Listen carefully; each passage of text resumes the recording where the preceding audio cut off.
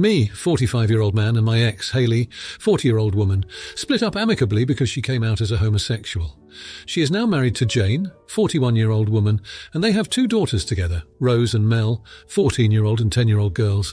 Hayley and I also have 50-50 custody of our daughter Anna, 17-year-old girl. Now, to start, every person involved in the story, except possibly me, is an amazing person.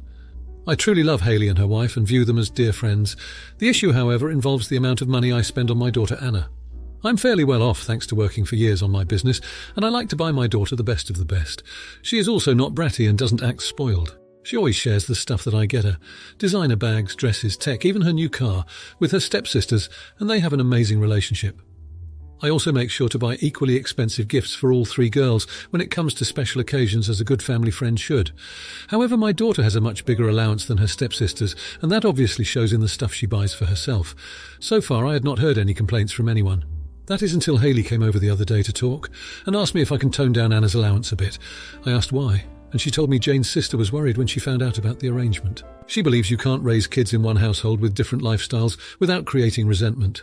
And while they may have an amazing relationship now, that might change when the 2 girls get older and start to understand concepts like wealth and class. However, I think that applies more to situations where one side of the family is starving and the other is fed with a silver spoon, not discrepancies in the amount of Taylor Swift merchandise owned, especially since Anna always shares. She also is not allowed to spend her money on traditionally family experiences like Disneyland or trips, without offering it to the girls too. And frankly, I worked hard for my money and shouldn't be obligated to consider the impact on another family's dynamic before spending it. And there is no evidence that their relationship is suffering as a result of money. But on the other hand, I'm worried about what if Jane's sister is right, and if this could be planting seeds of resentment. If that is true, I'd rather my daughter have a better relationship with her sisters than a larger allowance.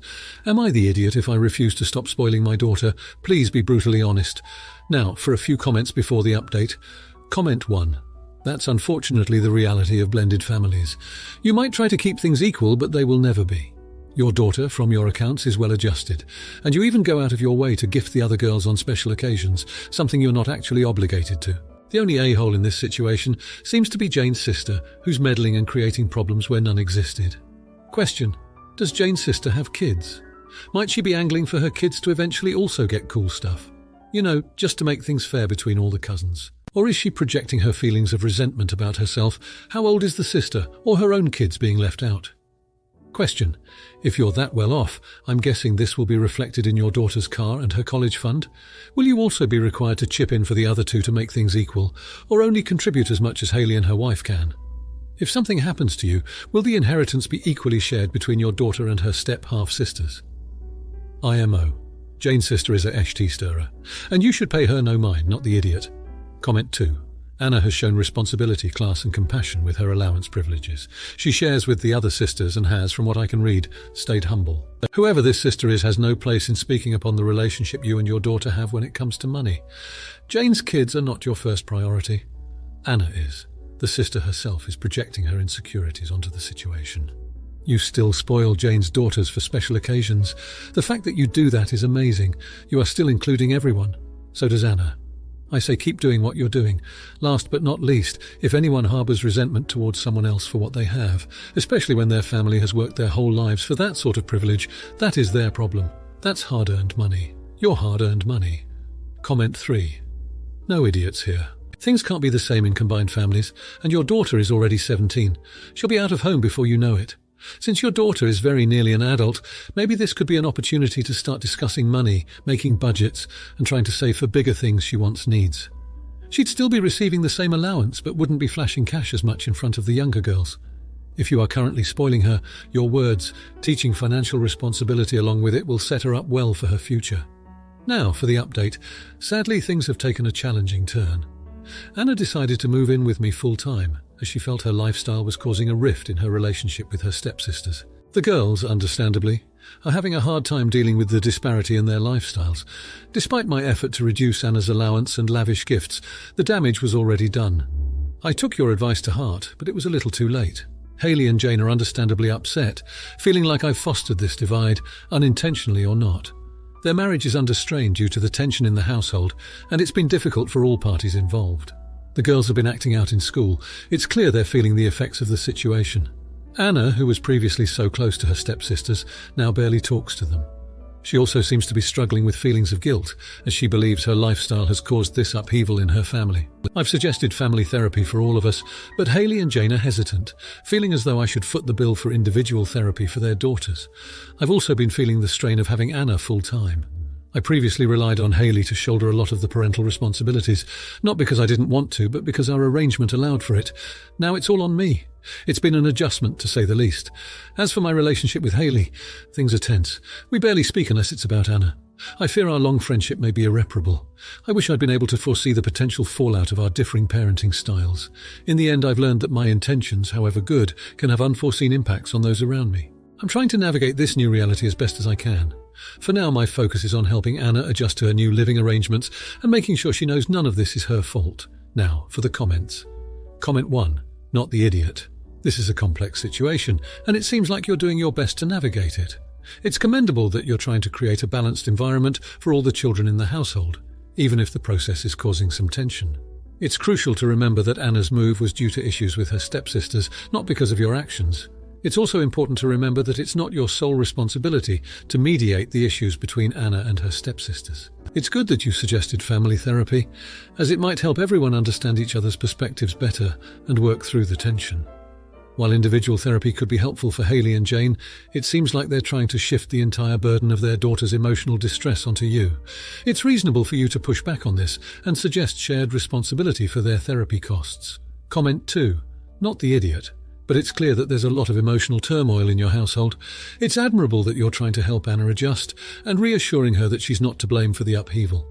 You're right to regret not foreseeing the consequences of differing parenting styles, but it's hard to predict how such changes will affect family dynamics. It's important to communicate openly with Hayley about your concerns and work together to find a solution. This isn't about winning or losing, but about creating a supportive, balanced environment for all your children. You might also consider involving a neutral third party, like a counselor or mediator, to help facilitate productive conversations and prevent misunderstandings. Remember, it's okay to feel overwhelmed and to seek support for yourself too. Comment 3. Not the idiot. It's clear you're in a tough spot and are striving to do what's best for everyone involved. It seems like you're taking on a lot of the blame for the current situation, but it's important to remember that you didn't cause the issues between Anna and her stepsisters. As for individual therapy for Hayley and Jane, it would be helpful if they could participate in the cost, as it appears they're attempting to put all the responsibility on you. Also, it's worth thinking about seeking some professional advice yourself to handle the increased responsibility and the strain on your marriage. These are significant challenges, and getting some outside perspective could be beneficial. You're doing your best in a difficult situation. Don't forget to take care of yourself too. Now for the next story. My wife and I are well off, and we are very grateful for it. We have 4 children, and this is about our 3rd child, Bella. We have a rule for college, and it is to get your degree in 4 years. We will pay for it, and if you graduate earlier, we will give you extra money for your own use.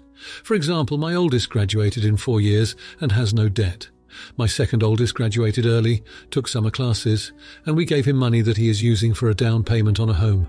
If they are doing a 5-year program, we will pay, but if they leave that program for a normal one, then it goes back to 4.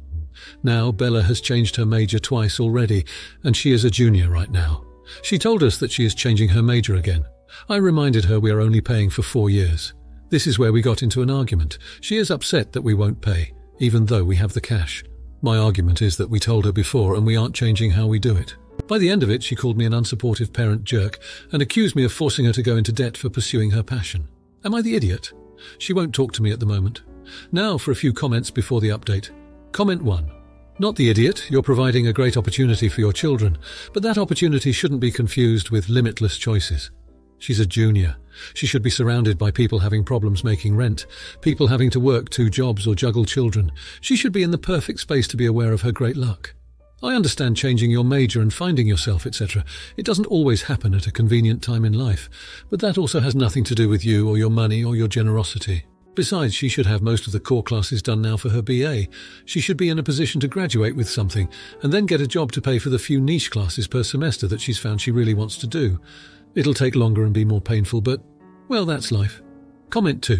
What does your wife think? Why is Bella changing majors again? Has she shown that she is not applying herself, or is she a good student? Because she changed her major doesn't mean she won't have enough credits to graduate. She will have bigger workload, but doesn't mean she can't do it. She should speak to her advisor. I don't think you're a jerk because you reminded her, but it seems like the priority should be Bella finds success and Amp is happy with her degree choice. She can still get this done in 4 years. If money is your priority, then Bella needs to understand how she can either graduate on time or how much it will cost her for loans. Maybe she won't switch her degree. No idiots here. Comment 3. Not the idiot, I understand the reasoning. It's to ensure that they remain motivated to study for their course and not to flip-flop around. By the end of it, she called me an unsupportive parent jerk and having her go into debt for pursuing her passion. If she has already switched courses a couple of times, I'd argue she doesn't know what her passion is. Edit to add. I think an argument can be made if she is so unsure about what to study. Maybe it's best she comes back to it later in life. There is no logical reason to waste money and time studying for something one you might not finish or two, might not pursue after graduating. Now for the update. Well, folks, the Bella saga continues. In a twist none of us saw coming, Bella has dropped out of college entirely. The argument over the major swapping thing really took a toll on her. She's been voicing her resentment towards us, saying that we are stifling her freedom to explore her interests, and that we are the sole reason for her mounting mental distress. To add to the drama, Bella has now moved in with her boyfriend. This is the same guy who she's been dating for a few months now, the one who has never bothered to hold down a job or show a shred of ambition. I'll leave it to you all to picture how much of a mess that living situation is likely to be. But the cherry on top of this disaster Sunday, Bella has announced her plans to start her own business. Apparently she's been inspired by one of her fleeting majors, entrepreneurship. She's hell-bent on launching a revolutionary clothing line made from 100% recycled materials.